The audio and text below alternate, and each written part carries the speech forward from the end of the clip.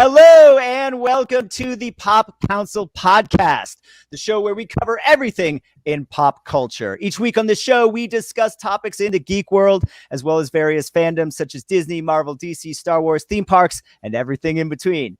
I'm Jami, Philbrick, entertainment journalist and critic for We Live Entertainment and member of the Hollywood Critics Association. We have a great show for you today. We will be discussing, breaking down all of the Disney Plus Day announcements from Friday, including Moon Knight, She-Hulk, and Ms. Marvel footage, as well as announcements for shows like Agatha, House of Harkness, Secret Invasion, and X-Men 97, as well as Obi-Wan Kenobi behind-the-scene footage and much, much more. But it would not be Pop Council without my co-host, Wendy Lee. How you doing, Wendy? Hello, today, Jami. Doing so good. We have a lot to talk about on this show, so I'm very, very excited to get started. So much to talk about, and of course, it would not be a Pop Council podcast without a third member of the council. So, returning champion to the show. I think this is third or fourth time on the podcast. Empire's James White. Hey, James. Hi, you too. Hi, everybody. Hi, It's so good to be back. Good. And we're all uniform. We've all got the same backgrounds, look fresh and good. Awesome. How you doing, James? I'm all right. A little tired. Got up early to do an interview that never actually happened, but otherwise, I am good. That's how it goes, isn't it? That's how it goes. That's the life. Well, we got a lot to talk about today, so we'll just dive right in. As I mentioned in the opening, Disney Plus had their Disney Plus Day on Friday. It was the anniversary, 2 years of launching the streaming network, and lots of announcements, lots of Marvel footage and announcements, and some Star Wars stuff, which we'll get into in a little bit, but a lot of announcements for other upcoming projects in the sort of the Disney shingle. We've got Disenchanted, which will be the sequel to Enchanted. We've got Hocus Pocus 2, a Willow series, which is kind of interesting from Lucasfilm. So let's just go around the horn. James, we'll start with you, our guest. Was there anything non-Marvel and Star Wars that really excited you at Disney Day? Well, it was weird. It was a weird one, this one. I feel like they didn't quite do as good a job as, say, Netflix did in their big to-doom day where they showed loads of stuff. I think part of the problem was they seemed to hide all the footage on Disney Plus to kind of make you go and get it and do it, which is smart in its way, but it eventually just leaked online anyway, and there were little teasers of it online. As for the stuff like the non-Marvel, the non-Star Wars, I mean, honestly, Willow was kind of my highlight, only because the video of Warwick Davis basically razzing his younger cast members was so much fun. He does that sort of slightly fake, egotistical, deadpan British humor so well that I really loved the interaction, and they all seemed really game to sort of have little jokes with him and everything like that. So that one was definitely a highlight for me. That one I have to admit, I don't know, I'm kind of looking forward to the TV show. I hope it's great. I don't know what a Willow show looks like compared to the movie, but I'm kind of excited by it. I remember absolutely hating the Willow movie as a kid. I could not stand it. For decades, it was my least favorite movie of all time. I hated Willow. I have to be fair, I should give it a second chance as an adult because I was a child and there could have been other reasons I was unhappy that day. But I also thought it was interesting that the Willow, like you mentioned, he was sort of playing his life's too short character. Mm-hmm. Yeah, it's sort of what he does when he's just trying to be funny, and he does it well, to be honest. He's honed it quite well, and as I said, all the younger cast seem to be really into sort of just deadpanning little jokes with him. So I doubt that'll be the flavor of the show itself, right? But because that's not really the Willow sort of brand, as it were. But I just enjoyed it because it felt spontaneous and fun, as opposed to some of the other things that looked a little bit like, oh, you really have to be excited about this. It was just natural. I liked it. Yeah, I liked the clip a lot, and I also liked how Disney Day did it. Like, I liked that you could see the presentations on Disney Plus. I enjoyed that aspect of it. Wendy, what did you think about that, and what were some of the other non-Marvel Star Wars stuff you were excited about?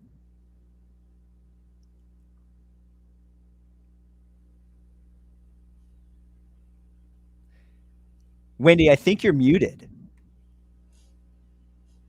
I did because my dog was making noise, and I was like, Shh. No problem. I Now want to hear she's every sleeping with word of brilliance coming out of your mouth. Oh, please.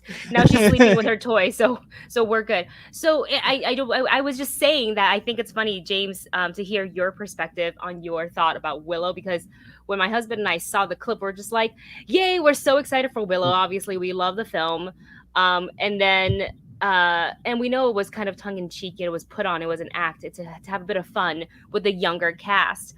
But we were like, that's not how Warwick would be. That Willow isn't mean. So I personally didn't like that they kind of painted him in this like egotistical, like making fun of his, sort of in this way. And I was like, oh, so in that aspect, I saw it in a slightly different light, but otherwise still very excited to see Willow. And then going back to what James was saying in the very beginning, yeah, it wasn't the whole Disney Plus Day. I was very excited, and people were saying like, oh, they're doing more for Disney Plus Day than they are for the 50th anniversary of Disney.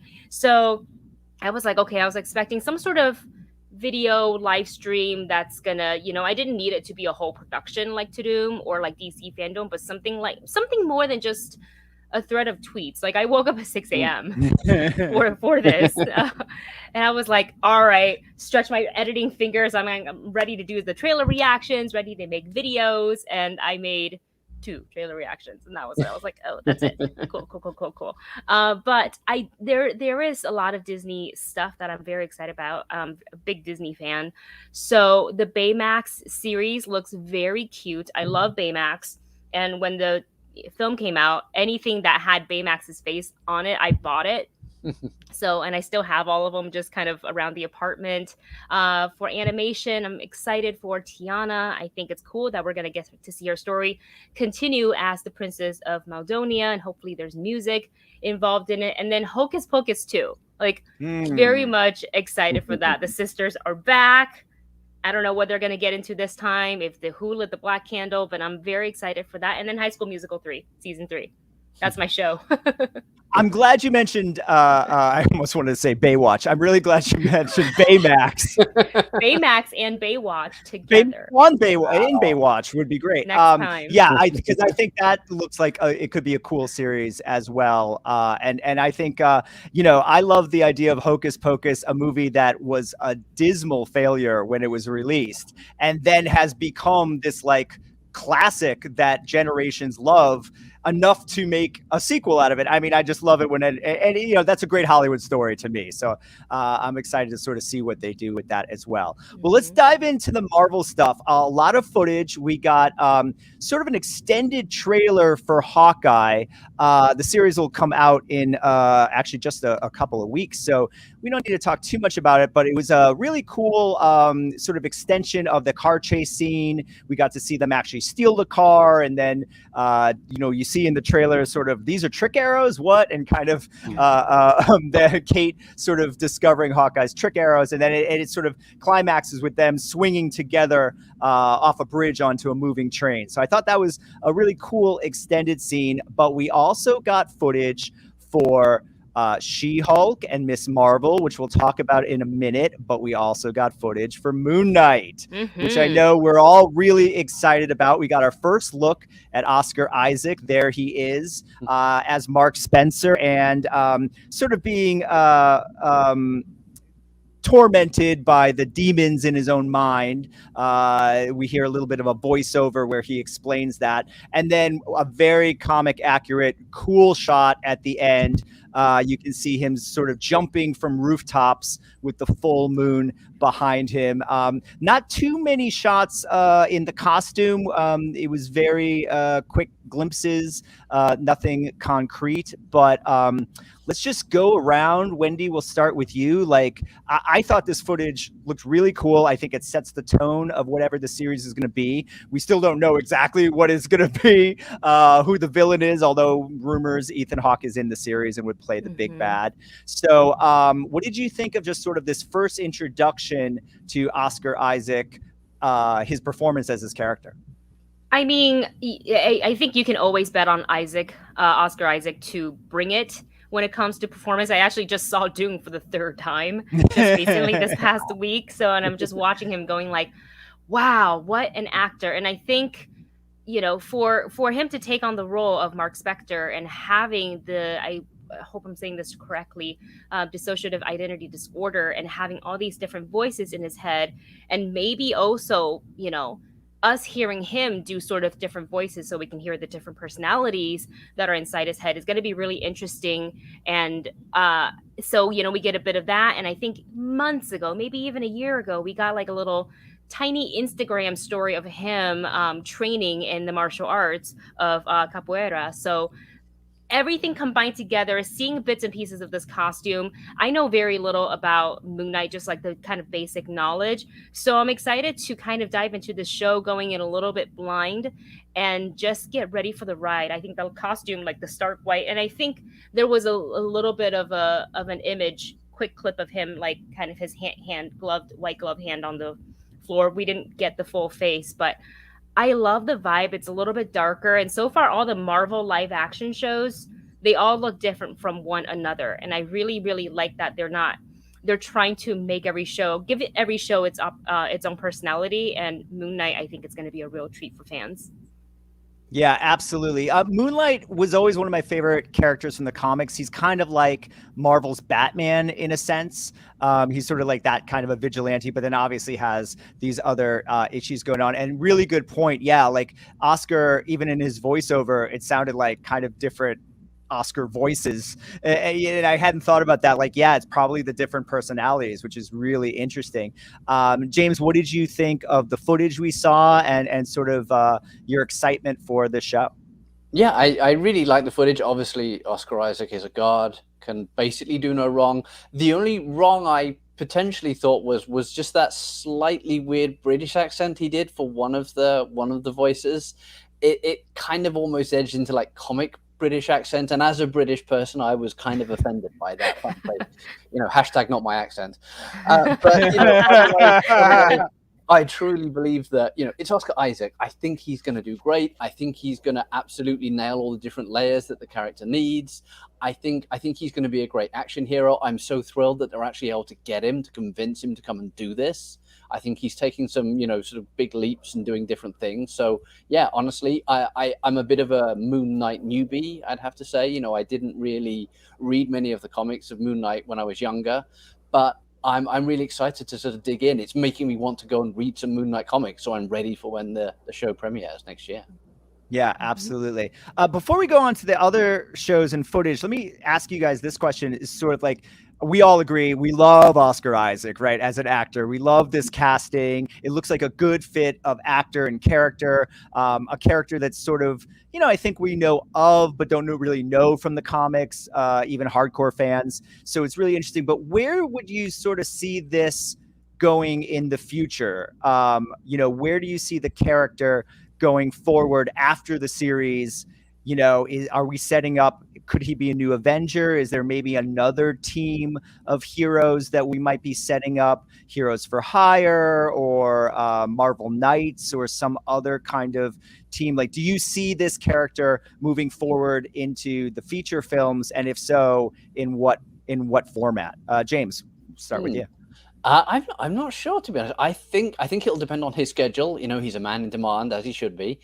But I do get the idea that they're building towards something again, whether that means it'll be feature film wise, whether it means it builds towards some big TV event that only appears on Disney Plus.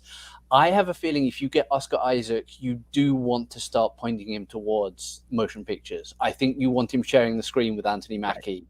Or, you know, or Doctor Strange, or, you know, something like that. You know, you need that kind of exposure. I don't know if you just hire Oscar Isaac and then just have him stay on TV.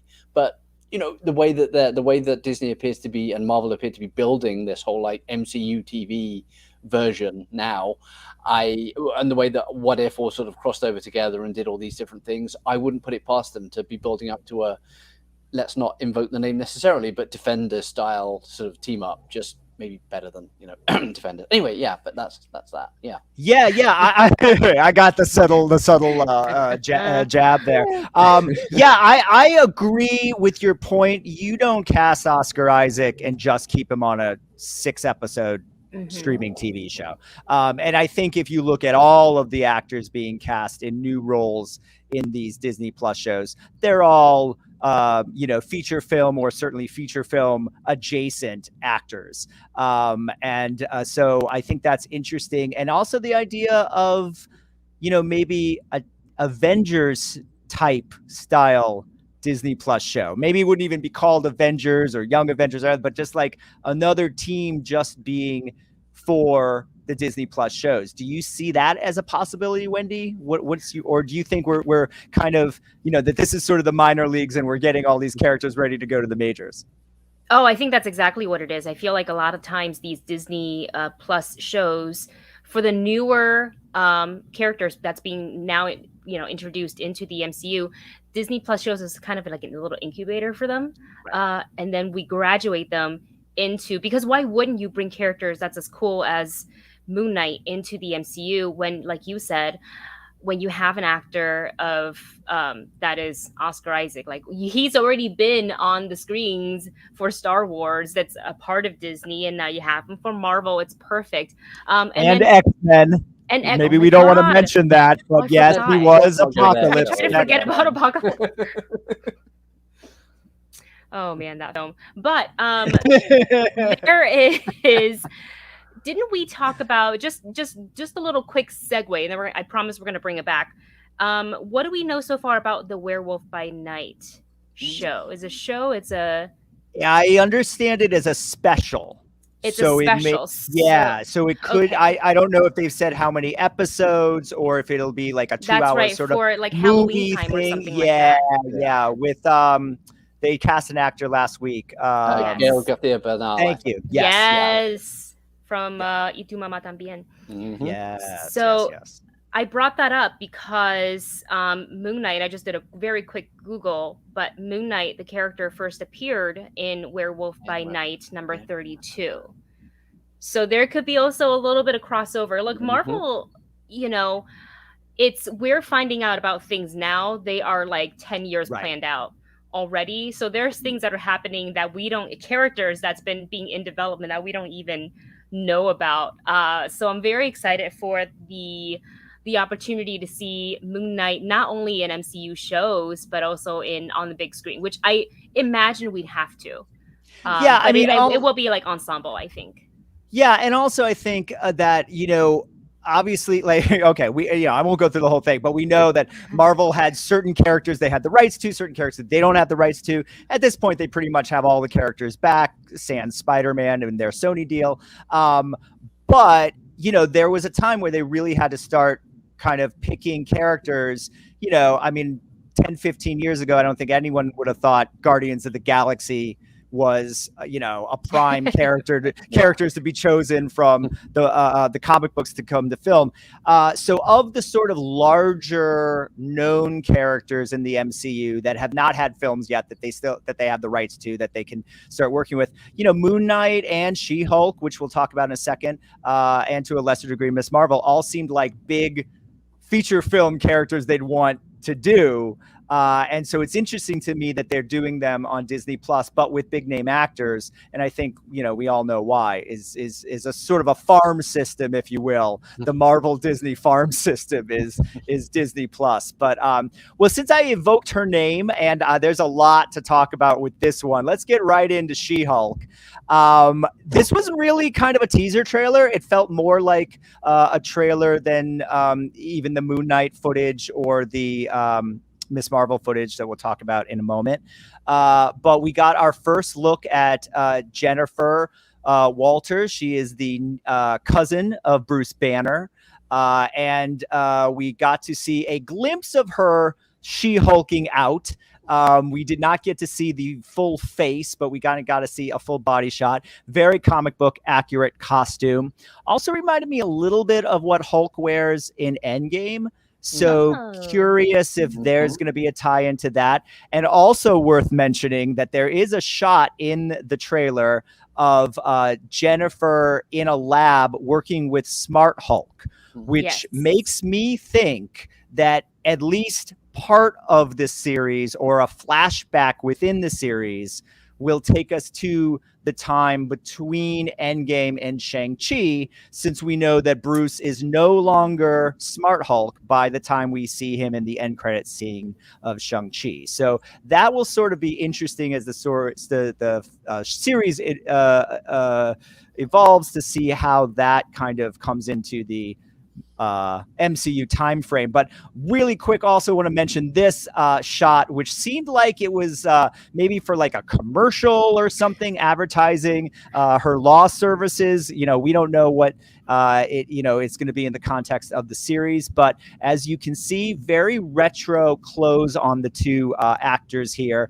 and Mark Ruffalo, quite frankly, really channeling Bruce Bixby, and I think even is in the same body pose that Bill Bixby was in the original 1970s Incredible Hulk series. And of course, Jennifer says the famous line from that series, "Don't make me angry. You wouldn't like me when I get angry." So I loved that the show, and we know it's going to be a bit of a, I don't want to say a comedy, but it's going to be a bit more of a workplace kind of thing, with seeing how Jennifer works as a lawyer, and by day, and She-Hulk by night, and sometimes at the same time. Sometimes she's She-Hulk. There's also a shot of again, just body, but She-Hulk in a gown showing up at what seems to be some red carpet premiere. So I like the tone of this. I love that Bruce Mark Ruffalo is back, and we know that Tim Roth is coming back as the Abomination, who we saw another Shang-Chi connection in Shang-Chi. So, Wendy, let's talk about She-Hulk. How excited were you for the footage we saw, sort of the tone of it, and what do you think's going on with Bruce Banner and all this?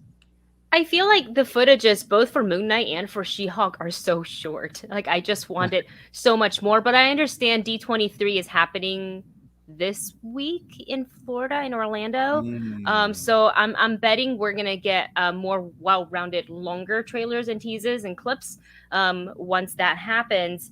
And I've been very excited about She-Hulk ever since they announced Tatiana Maslany was going to be the lead. And then remember how she debunked it, and she's like, I don't know what you're talking about. And then I think like a month later, it was like, it's true. I was like, girl, we already knew it.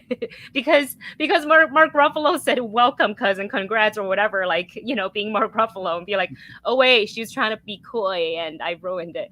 But in any case, the shots that we got, I think they look fantastic. I never knew that I needed a MCU procedural more than I do today. So I'm very excited, and just kind of goes back to what I said earlier, that every single Disney Plus Marvel show has its own personality to best showcase the character that it's focused on. So I'm super excited for this, and I think this one really is going to, I think, lean a little bit more into the current MCU that we know, as well as the past, because of the connection to Bruce Banner and the bits with Smart Hulk or Professor Hulk, and seeing how the timeline's going to play out, because I was surprised to see what we saw in Shang-Chi.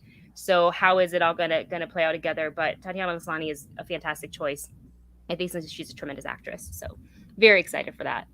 Yeah, I agree with that. Great choice as actress. Again, someone who does feature films and could very easily play this role in, would be a big enough actor to play this role in feature films. I'm sure that had part to do with the casting. It will be interesting to see how those timelines and definitely the connections with Hulk and Abomination kind of move forward.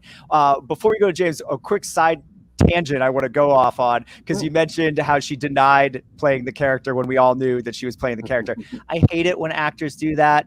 When Marion Cotillard lied to Josh Horowitz and said, I'm not playing a comic book character in Dark Knight Rises, and then she's Talia al Ghul, or Benedict Cumberbatch, who went on a whole press tour saying, I'm not Khan, and of course he's Khan. So please, if the secret's out and you're an actor and someone asks you about it, just tell the truth. It just doesn't Marvel look won't good. they're under contract.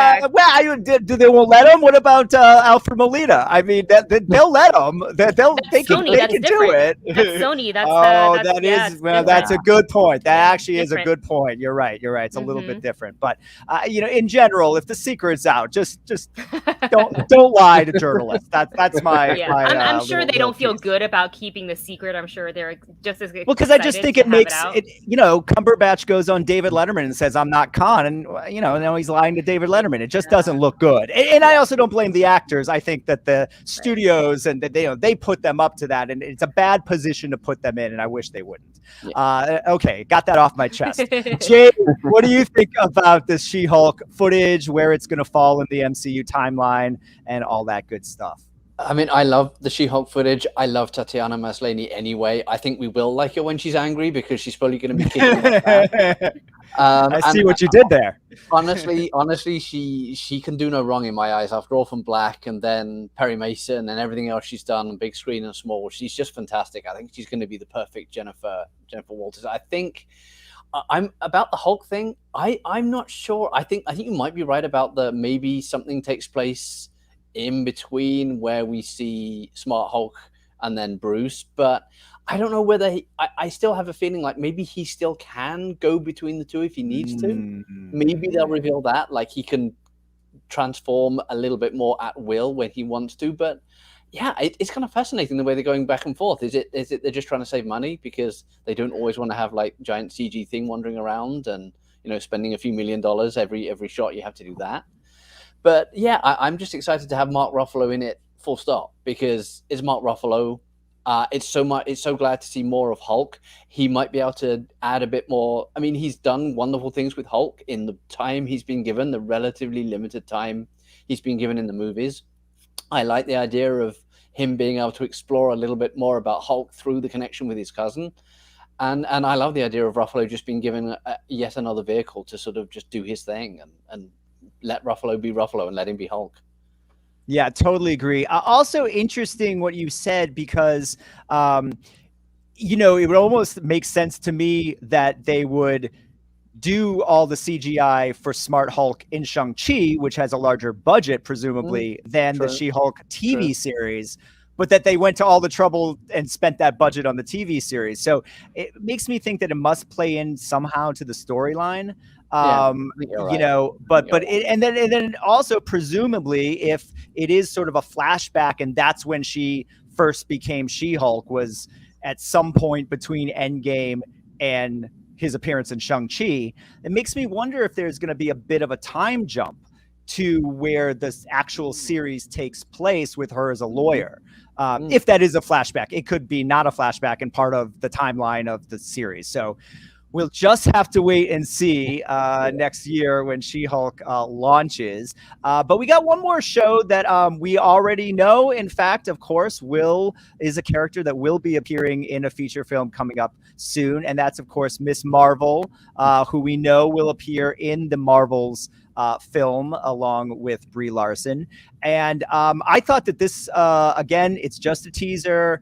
Not a lot of footage. We got one shot, I think, a couple of shots. You can see her in sort of a Halloween costume type Captain Marvel costume. We can see her sort of testing her powers for the first time. This is a scene towards the end where she's going to take a leap off of a building in New Jersey to see if she can, in fact, use her superpowers and fly. I think that this could be a really great series, not only as an introduction to this character who we know is going to have a big role in the MCU, or at least a role in the MCU. But also, I just think it's a great way of sort of capitalizing on all the younger Marvel fans who I'm sure deep down want to be superheroes too and want to have the ability to put on that costume of their favorite hero and fight crime and fight villains and aliens and everything else, just like their heroes. So I think this could be a really, really great show. Hoping that they are able to stick the landing on it. James, let me start with you. What are your thoughts on this footage and sort of the idea of the show and where we know they're kind of going towards in the films? Yeah, I really like the vibe of it. The vibe was fun. It felt kind of fresh. It felt youthful, and it felt energetic. And I think it's going to be a nice addition to the team. Obviously, we know where Ms. Marvel is headed. She is headed to the Marvels, but I do have a feeling like they're trying to introduce this new younger generation of characters like Florence Pugh's character, people like that, who can then sort of become their own like spin-off Avengers. You know, maybe not Great Lakes Avengers, but maybe Land O'Lakes Avengers. I'm not sure, but they'll basically just have this roster of extra people they can use, and honestly, all the Captain Marvel tie-ins, it all kind of works with Ms. Marvel. It absolutely feels like it channels the spirit of the comic, and I know that they're changing the powers very, very slightly, or making some sort of minor adjustments. We'll have to wait and see exactly how that sort of shows up in the TV series. The only disappointing thing I thought was the fact that they announced that it's going to be pushed back that much further. Like it's going to be pushed back into summer next year as opposed to early next year. I was really hoping for it to be, you know, one of the ones coming straight out early next year when we've all finished watching Hawkeye and the 6 other series they put in between there. So yeah. Yeah, it'll be interesting to see. I wonder if maybe that didn't have more to do with sort of the timeline and the way different things are coming out, that for whatever reason could also tie into the movie, that they wanted to push back a little closer to the film. Wendy, same question for you. What do you think about sort of the tone and feel of the series? And also let me pose sort of what James brought up, which is that we do, I don't know, but there are certainly been rumors or hints that her specific power is going to change in the comics. She has a stretching ability, and the thought is that with Mr. Fantastic and the Fantastic Four on the horizon, that they went with a more what I'm hearing is a Green Lantern type power, where she can sort of make. So instead of having a giant fist, she can make a giant fist with that sort of a power. Assuming that that's correct, what just in general, what are your thoughts of the idea of changing her power set? Well, and I know we haven't seen the show yet, so like this is all kind of technically theory, but I would have preferred to see each character keep their power in its like comic book form. I don't think we need to like worry about, it's too close to, you know, Mr. Fantastic's, because like his movie, we don't even know what, it hasn't even been cast, so we don't even know when we're going to be getting that. But if they want to make sure that each character kind of do it so they can highlight it, so they can't, the audience, especially the general audience who may not know all the, you know, source materials, going to sit up and be like, well, how come this person has the same power as this person? Are they, you know, do they know each other? How do they get the power? So maybe they want to help the general audience not be confused about, you know, very similar powers. Either way, I will, you know, wait and see when we get to see the show. But I'm excited for this one because we already know that she's going to be a part of a big upcoming MCU film, the Captain Marvel sequel. So I think the tone for this one, again, all the shows are going to be different. It feels like it is going to go a little bit younger because she is, you know, young teenager in America. So I imagine we're going to get some of the younger audience tuning into this one. I just can't believe we're actually getting a Miss Marvel. Like, I never thought I'd see the day we would see shows like Miss Marvel, like She-Hulk, like Moon Knight. So this has been on our radar, obviously, for a very long time. I'm super excited for this. For me, we are so way past me being shocked at what, like, you know, unheard of Marvel character they're going to be. I mean, you got to remember, I grew up in an era where there was a Superman movie, a Batman movie, and that's pretty much it. Yeah. There was nothing in between on the superhero range. And so the idea that, you know, all of these characters would get this kind of attention is crazy to me. And just one other thing, I agree with you, Wendy. Like, I don't really get why you can't have two stretchy people in the same universe. I mean, how many people do we have that have super strength and that can fly? We have several magicians at this point. You know what I mean? I don't really get that whole thing, but you know, I think Marvel has earned the right to, you know, get a little bit of and we'll see, right? So we'll see when how it kind of comes together. So there were a ton of announcements that we want to get into this week that from Disney Day, a lot of new upcoming Marvel shows. But the first one that I think piqued all of our interest is Secret Invasion. Of course, this is based on, we knew this was coming. This is based on the classic Marvel series that sort of saw the Skrulls infiltrating the heroes. And we discovered Elektra and other heroes that we thought were who we thought they were in fact Skrulls for maybe longer than we even knew. And so it's very interesting. And of course, knowing that the Skrulls were the good guys in Captain Marvel, they sort of did a twist with them in the Kree. I think a lot of people were assuming that this would, and especially there was also a Kree line that Samuel L. Jackson says in Spider-Man Far From Home. So I think that a lot of people were thinking that, well, are the Krees going to be somehow the villains in Secret Invasion? And it was, of course, revealed that there is a group of evil Skrulls. While the Skrulls we know are good Skrulls, Talon and those guys, there are evil Skrulls who have been infiltrating, and Ben Mendelsohn's Talon and Samuel L. Jackson's Nick Fury will be investigating. And we didn't get any footage, but we got this one shot of what is being called online as Old Man Nick Fury. And it's interesting. I don't quite know. I'd call him Old Man Nick Fury. Nick doesn't look. Anyway, Sam doesn't look that old there, but it's an interesting shot of him. I mean, the last we saw Nick Fury, I can't remember in the end credit scene of what movie. I guess it was Spider-Man. That he's out in outer space somewhere. Mm-hmm. So it makes you wonder: is it years in the future by the time he gets back here? Is there going to be maybe a flash forward to something, or are we going to find out that we've never met the real Nick Fury in the MCU? Stop that! You stop that! Gotcha. Stop that right now, Wendy. Let me start with you. It is possible. It's absolutely possible. I don't like it. I know it's possible. No, this show is going to be, I think we're all going to have to put our tinfoil hats back on. And this is going to be like, if we were at 100% for crazy theories during WandaVision, if we're ready for 200% during Secret Invasion, because it's like, who can you trust? Because we're dealing with Skrulls who can shapeshift. It's not called Secret Invasion for nothing. So this is going to have all the espionage feel in it, especially with Nick Fury involved, real or not real. And we already got to see bits and pieces, of the Skrulls in other than Captain Marvel. We, Jami, you mentioned the credits, the end credit scenes from Far From Home, and also at the end of WandaVision, where we see essentially Monica Rambeau being hired by one of the Skrulls as well. So they have invaded. They are here. We don't know who is who. Do we even trust who is who? We're literally going to have to question every single person we see in this show. That's going to be me anyways. Which is the fun. It was the fun of the comic book, and I think it's going to be the fun of the series as well.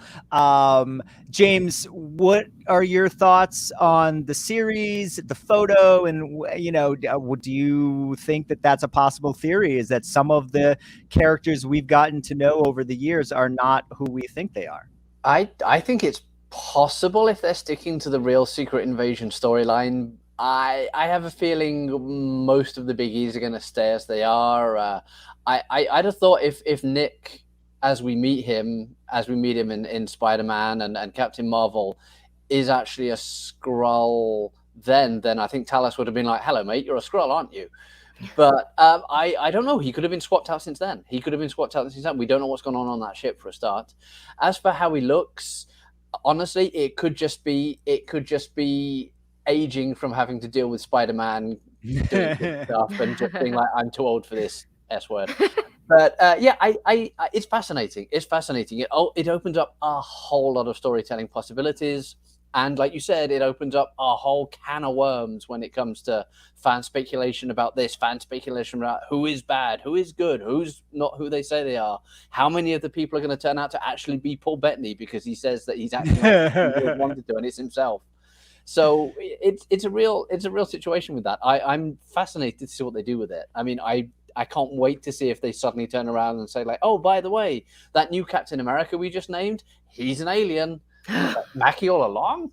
So it's just, yeah, we'll see. I'm mostly happy to see Ben Mendelsohn back being as Talos because he's just so much fun, and him and Sam Jackson have a great rapport. So yeah, I honestly, I'm just ready to guess and wonder and speculate, but never put any of that online because there will be so much of that. Oh online. yeah. No, yeah, love Ben Mendelsohn, love him in this role. So love seeing him come back. And I agree with you. Like I don't see them like doing something really ballsy and saying Peter Parker or Tony Stark or even Thor were, Skrulls all along. That would be a ballsy Secret Invasion move for Marvel to do. But also it's a series, and we have to keep in mind that not every Marvel film goer has Disney Plus and watches the shows. And so to make that kind of a big reveal that changes the course of every movie we've ever seen from the studio, I don't know that they're going to go there. But yeah, but Nick Fury or some of the smaller characters, being swapped out, maybe Jon Favreau's happy, someone like that. I could see that happening a little easier than, Peter Parker or Tony Stark. Right. I can't imagine that they would do that, but it would be fun if they tried. Another series that got announced this week, and we had heard rumors about this coming up, but we have an official title, Agatha, House of Harkness. So we knew that Agatha Harkness, of course, the great Catherine Hahn, was going to get a spinoff series from WandaVision. Since WandaVision isn't getting a season 2 and going straight into the MCU films with Doctor Strange, you could make an argument that this is season 2 of WandaVision. Right. But I love the title. I love the graphic. I have no idea what the series is going to be about. I would assume that Agatha will be the protagonist. That doesn't mean she's going to be a good person, but that she will be the protagonist of the series. So what could she possibly be going up against? Are we going to kind of go back to sort of that origin that we saw with the Salem witch trials? Is there something lingering from that? Is she sort of dealing overall with, was it the Darkhold, the book, and that special? What's the thing that Scarlet is now? She's Scarlet Witch. She's got she's some kind of a chaos magic. Chaos magic. So maybe something with like chaos magic going on. Not that Elizabeth Olsen would appear in it, but sort of post whatever happens with the magic shenanigans and multiverse shenanigans in the next Spider-Man and Doctor Strange 2. Wendy, let me start with you because I know you love Agatha and you're excited for this. Where do you sort of see this series going? I feel like because and you kind of said it already, but we got a glimpse of her past with the Salem witch trial. Or not the witch trial, but her origin. And I think for a show to be titled House of Harkness, I believe we're going to jump back into, then I don't know for a fact, I'm just kind of basing out of my assumptions looking at the title, that we're going to jump back and really dig into her past, her origin. Perhaps we'll see more of her relationship between her and her mother, because obviously there's some conflicts they had to work out while we were going down memory lane there. I would also love, though, for us to get a glimpse of, like, maybe during the time before Wanda kind of turned Westfield into her own little magic bubble, because I wanted to see how she was called to Wanda's presence, to that magic. I don't know if the show's going to lead us there, but I would love to see just a little bit of that. I don't need us to kind of, WandaVision, but from Agatha's perspective. I don't really need that. It'd be cool to have it, but I don't really need that to be the whole show. So I think it's going to start from her origin, giving us a little bit more, and then maybe we'll go into present day. I don't know if they'll go as far as into, Wanda putting that spell on her and making her making her believe that she is not Agatha, but Agnes, And if she maybe breaks out of that, because she's still pretty powerful herself, she breaks out of that at the end of her own series. I don't know, but definitely exploration to her past. Yeah, that'll be interesting to see. I would love to get the answer to that as well. Like, how did she kind of get attracted to this town once Wanda was doing everything? But I had forgotten that. Yeah, how the series ends. So it will be interesting to see if it's sort of retro and if we flash back, or if somehow she gets out of this and we kind of move forward. I assume there'll be some flashback, but maybe not necessarily the whole series taking place in the past. James, what were your thoughts on this announcement and the title? Yeah, it's exciting. Anything with Catherine Hahn in it is automatically good. Well, usually. But yeah, I think taking Wendy's idea, I think she's definitely onto something there, because I have a feeling the House of Harkness might refer to characters in the Harkness family, her mother, maybe other relations. Maybe we'll get to meet other relations. For all we know, it's going to continue the WandaVision semi-theme and be a wacky sitcom where she's basically just trying to corral 3 generations of the Harkness family. And frankly, there's some tiny part of me that wants it all to be a sung-through musical just written by Robert and Kristen Anton Lopez, who wrote all the wonderful songs, including Agatha All Along. So yeah, it's going to be fascinating to see what they decide to explore with her. I think there'll be some mention of family. I think there will be some exploration of that, because I feel like they're going to try and round that character out a little bit more, because they started to do that in the flashback when they looked at her origin. So yeah, I have a feeling either it goes back and explores her life before WandaVision starts, or as Wendy suggested, she breaks out of the spell that was cast on her and she actually goes back to being herself, and we see what Agatha gets up to when she's not, busy trying to steal Wanda's magic, which I don't know, could probably be something like leading a PTA meeting, or for all we know, saving the world. I'll honestly, I'll just watch, even if it's Catherine Hahn reading the phone book for 3 episodes. Right. I'm in for it. I'm there.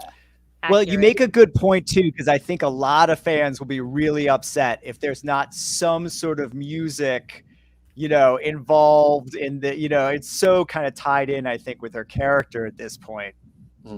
I think fans will be disappointed if there's not a new Agatha song as well. Well, just rounding out all these Marvel announcements, there were a couple other really big animation things that I know Wendy and I are both very excited to talk about. In addition to Loki got a 2nd season and What If confirmed its 2nd season, we also got information that there's going to be an I Am Groot series for kids, as well as a Marvel Zombies spin-off from season 1 of What If, a Spider-Man freshman year series, which was sort of almost a prequel to Homecoming, where it sort of shows Peter Parker in that first year of school, freshman year. And then this is the one that really, oh man, this made the 14-year-old me go crazy. X-Men 97. So that is been confirmed to be a continuation of the classic and really groundbreaking X-Men animated series that was on Fox in the 1990s, that had sort of that classic Jim Lee group of heroes. We had Rogue and we had Gambit, along with obviously Cyclops and Wolverine and Jean Grey and all the regulars. And Jubilee was part of that series. And it sort of ended, I guess, somewhat anticlimactically. I think it was just eventually canceled, sort of kind of ran out. And so very exciting that they're kind of going to pick up the series where it left off. And we'll find out, with this particular group of X-Men, what is going on. So, Wendy, I'll start with you. I know you were super psyched to hear the X-Men news, and I think the Marvel zombie news as well, as was I. What were your thoughts? Yeah, absolutely. These animated shows, like, that's how, we kind of learned about the superheroes when we were growing up.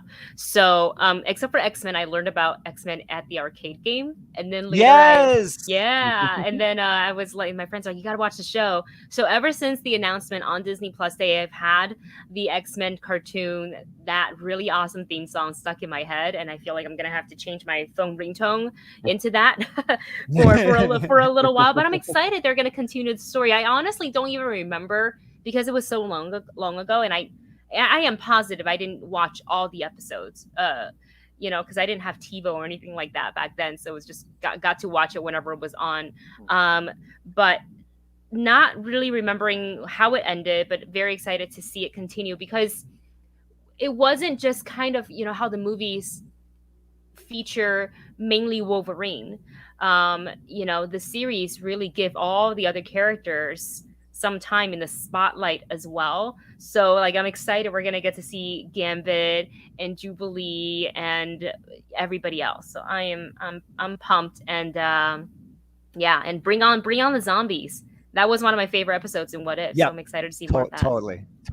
If memory serves me right, I know that the series, the X-Men series, at some point got into Days of Future Past and Bishop and time travel, and then they got into the whole Genosha island thing with Magneto taking over that island, and then there was a whole sort of future thing where Xavier was brought into the future, and it was sort of like X-Men Apocalypse kind of future thing. So I don't, and I think even the very end of the series had like the Fantastic Four and Spider-Man and Captain America and a few guest stars. So it'll be interesting to see where it goes from there. I'm guessing they'll kind of maybe ignore some of the final season stuff and then maybe give us just like a straight up sort of sequel to the series, you know, kind of forgetting about some of the more, you know, super nerdy X-Men concepts that the series got into. That was over my 14-year-old head and probably a lot of 14-year-old heads. And super excited for Marvel Zombies as well. James, what did you think about the animation announcements from Marvel? And did you grow up with X-Men 97 or X-Men, the 90s X-Men as well? I did. I think I was probably just slightly bit older, but I definitely remember I definitely watched it. And again, you know, if they don't bring back the theme tune, we riot. Yes. I'm wondering if they bring back like the cast from that, the voice cast from that. Obviously, it being a voice cast, you can just recast if you want to. They could sneakily ask Hugh Jackman if maybe back a dump truck of money up to his house to see if he'll voice Wolverine. I very much doubt that will happen. But, you know, stranger things have happened, even though that's on Netflix. But I don't know. It's fascinating. I love that they're doing it. I loved the use of the Wolverine meme to announce it. That's a very canny social media sort of marketing person being like, you know what we should do to announce this? Let's have that classic Wolverine meme where he's lying on the bed looking at something, feeling a bit sad, and there it is, X-Men 97. But yeah, I'm thrilled to see it coming back. I'm thrilled to see what they do with it. I mean, there's so many possibilities now for how they could expand it out. Are we thinking that this might be some slightly back channel way to start, you know, getting people into the idea of like, hey, you know, we have this property called the X-Men and they could be back in the movies at some point, and why don't we reintroduce them without anyone having to watch certain movies that happened in the movie chain more recently? But anyway, that said, Marvel Zombies, yeah, I wasn't such a fan of the Marvel Zombies episode. I liked a lot of it, but it didn't completely grab me, and I don't know where I never read the Marvel Zombies comic, so I don't exactly know where you go with that beyond just everyone turns into a zombie and it all goes horribly wrong. But we'll see. I have faith in them. I have faith in Marvel. I have faith in that. I have faith in I Am Groot being incredibly cute for younger kids. And yeah, I'm excited to see what they do with Spider-Man freshman year and whether they try and get Tom Holland to come and voice that. But maybe they don't, because he'll just open his mouth and the first time he'll be like, and here's entirely season 1. Stop now. Activate the poison pill. So yeah, we'll see. I don't know what exactly that means, but I'm excited to see it all, to be honest. I'm just thrilled that they're getting to do so much of it now. And so far, for the most part, the quality has been pretty consistent. Yeah, with Marvel Zombies, it'll be interesting to see if it really is a spin-off from the Marvel Zombies episode of What If, or if that just was enough to sort of trigger the interest in doing a Marvel Zombies series.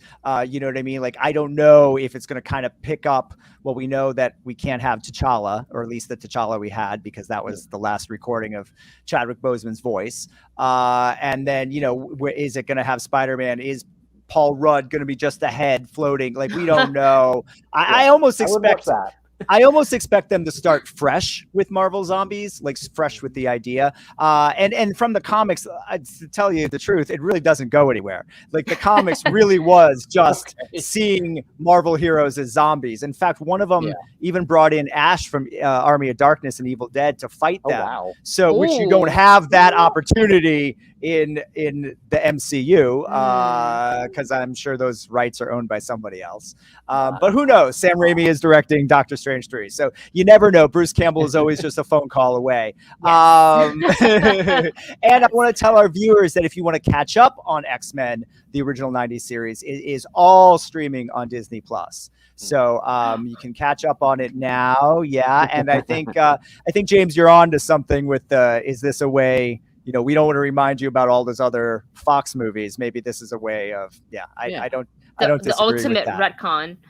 Yes. Yeah. Well, we've got just a few minutes left. Let's just round out all our Disney Day talk. There were a few other announcements on TV series. Maybe I didn't mention Echo, which is a character that we'll be introduced to in Hawkeye, is going to have her own series, as well as Armored Wars, which we know will feature Don Cheadle as War Machine, and Ironheart, which will introduce us to Rory Williams for the first time. So those announcements were made. But moving over to Lucasfilm and Star Wars, there wasn't a lot of Star Wars announcements. We know that the Book of Boba Fett will be launching on Disney Plus at the end of the month, December 29th.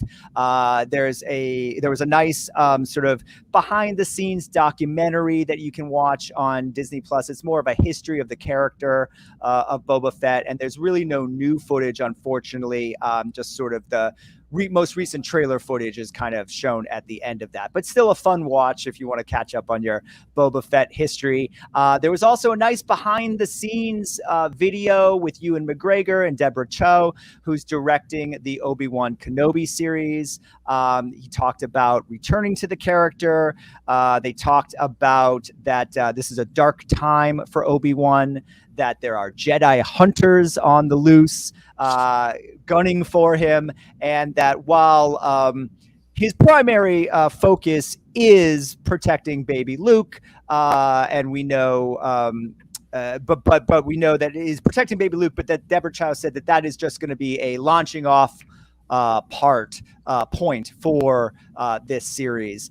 We saw little footage of Ewan McGregor practicing his lightsaber skills with what looked like a broom handle and a mask on, because this was during COVID times, of course.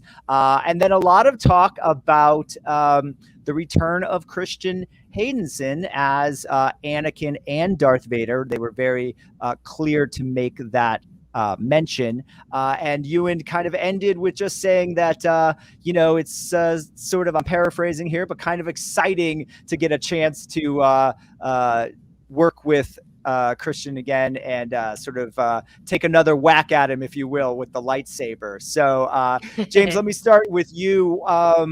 What are sort of your thoughts from the presentation? Did it give you enough, not enough excitement for Obi-Wan and the return of Kristen Haydenson? Yeah, it was kind of interesting. I noticed they didn't have Hayden Christensen in the documentary at all, so they didn't bother sort of, he's just, I guess maybe he just wasn't available, maybe. But it's kind of I'm in two minds a little bit about it, because I don't know if I necessarily automatically think Hayden Christensen when I think Darth Vader. I mean, obviously he strapped on the suit and everything, and he could, I'm sure we will get some Vader without his mask on moments, and they can have the prosthetics and everything will just make him look the way he should look and all of that sort of stuff. It just feels a little bit like going back to the well again of Vader versus Kenobi, whereas and I realized when it takes place, it's still plenty of time for them to have not seen each other in quite a few years when they meet again in Star Wars for their fateful encounter. I just wonder if Vader is the right call to go with when we're supposed to be thinking about this as one big gap between what Obi-Wan did at the end of Revenge of the Sith to New Hope. And I don't know if we need to go back to the Vader well again, because do you want to reveal too much more about Darth Vader? No, you do not. We've already had Anakin Skywalker complaining about sand. What is he going to complain about this time? It's like, I don't like my breathing tube. It gets in my mouth everywhere. I don't like it. So we'll see. I'm excited by the idea of, Ewan coming back as Obi-Wan. I'm absolutely thrilled that he's back in the role. I think he's great in the role. I'm excited to see what Deborah Chow does with directing it and what the team have done writing it. I know they had a bit of sort of like some script issues and things. They sort of rewrote and did things, but honestly, I'm excited to see the show. I'm just fascinated to know what this story is. Obviously, he's protecting Luke. Probably best not to have left him with like a direct relation, but never mind. And he's obviously it worked, I guess, because Luke was safe until Star Wars. But still, it's fascinating to see what they're actually going to do with it, and I'm kind of on board for that. If nothing else, I'm on board to see what this next step of Obi-Wan's life is. So yeah, and will it feature Grogu? Probably not, but. Well, you bring up some good points, James, because I tend to sort of agree. I don't know if anyone was really dying to have Hayden Christensen return as Anakin or Darth Vader, and you could do Darth Vader without him. I think it would have been more interesting to bring back Darth Maul and have, because we saw some of that, of course, in the animated shows. We know that Darth Maul exists in the films because of Solo, if that is canon. I don't know if it is or not. I think it's still canon. And obviously the vendetta because he took his master, Qui-Gon Jinn. That would be, I think, maybe more fun. But, I think they wanted to bring Hayden back into the fold and in a way make up for maybe some of the bad fan reactions he's had to endure over the years. So I'm glad to see him coming back. But there are a lot of things that may or may not need to be retconned. Certainly things that Alec Guinness's Obi-Wan told Mark Hamill's Luke Skywalker in New Hope. It'll be interesting to see if those get changed and if there's a level of maybe he was being deceptive then rather than, just like they wrote it 30 years before. But Wendy, what are your thoughts on what we got to see from Obi-Wan? I was hoping for a little bit more. I was kind of bummed that this was all the Star Wars news we got. We got obviously the behind the scene look, some interviews, sound bites from both Ewan McGregor and from Deborah Chow, and hearing them talk very passionately about, working on the series, having Hayden Christensen back and working together again. Like that's all fun and stuff. I was expecting to see just a little snippet, maybe some I don't know, photos, at least like stills from the show, because it was Disney Plus Day. We all know it's coming up. I thought maybe we get more news about like the Ahsoka show, about Acolyte, about about Andor. But I also recognize that Star Wars Celebration is May of next year, so they might want to hold off some of that until then, because I'm guessing Obi-Wan, I don't remember the air date for it, but typically they come out winter fall for Disney Plus, so it would make sense that they're holding some of the footage. But look, this Obi-Wan story, I think we've all been dying to see this for a long time, and was finally revealed at D23 in 2019 that, Ewan McGregor actually came out on stage. He's like, I said yes. And we're like, thank God. So this is going to be definitely something to be tuned into if you're a Star Wars fan.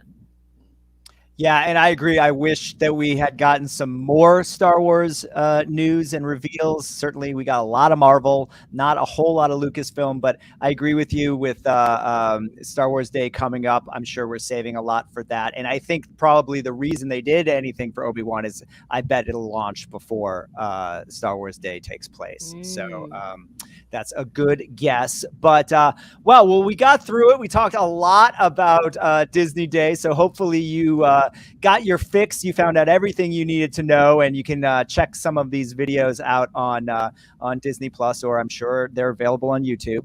But we're out of time for this week. I want to thank you all for watching, tuning in, and I want to remind you that we are just one of the shows the Hollywood Critics Association has been launching this year, so make sure you hit the subscribe button, like this video, and tune in to Pop Council every Monday at 11 a.m. Pacific time. Also, you want to check your local listings for some of the other great shows we have going on. The Long Box, Horrifically Horrifying, Hollywood Approved, What to Stream, What's Trending in Hollywood, as well as the Morning After Show and HCA's Foundation After Show, which is hosted by yours truly. And our final episode is closing out. It'll be this Thursday night at 12:01, or sorry, Friday a.m., 12:01 a.m. Pacific time and 3:01 a.m. Eastern time. I want to thank our guest, James White. Thanks for coming again, James. Yay. Thank you so much. Thank you so much. James, let everyone know where they can check you out. Yeah, you can find me at empireonline.com, which is where I spend most of my time, and also on Substack these days. If you search for J Writes, and that's WRITES, that's where you can find me reviewing movies and writing the occasional silly opinionated blog. So that's me, and Jam White on Twitter, whenever you want to find me and shout at me. Awesome. We love having you on the show. Thanks so much for coming back here this week. Wendy, it was a great show. Let everyone know where they can check you out. Thanks, Jamie, and thanks, James. You can find me on Twitter and Instagram at this right here at Wendy Lee Szany, talking about nonsense, posting about nonsense, all the good stuff. Fun times. Awesome. And you can find me at Instagram and Twitter at Philbrick, also at my name on Facebook. And thank you so much for watching. We'll see you right here next week on the Pop Council Podcast.